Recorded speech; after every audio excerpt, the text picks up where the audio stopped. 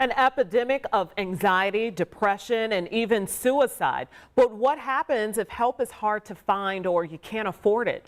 Dustin Grove has a follow-up story tonight about kids on the edge, the need for more mental health services, and what Hoosiers are doing about it.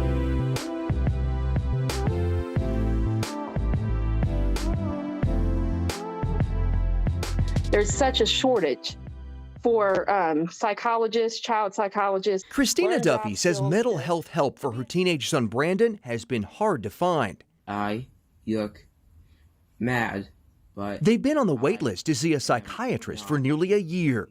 When I call, they say that they're not taking any new. They're dealing with trying to get people off the wait list, but they can't tell me like a timeline. Is that a roadblock right now? Huge roadblock. I think across Indiana especially, we are seeing long wait lists to get anyone into mental health services. Dr. Hillary Blake is a child and adolescent psychologist who says the state needs more providers. I think another big barrier is there are quite a few mental health professionals who don't take any insurance.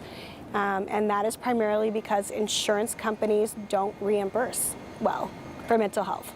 And without insurance, advocates say too many families simply can't afford it.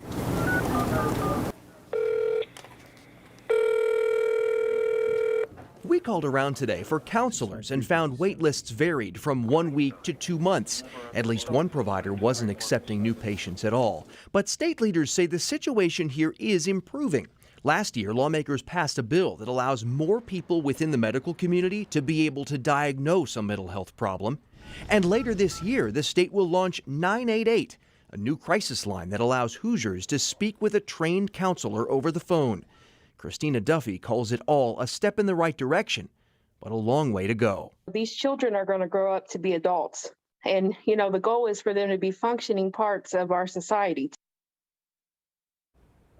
Now, if you have a mental health emergency and need help right away, call 911 or go to the nearest emergency room.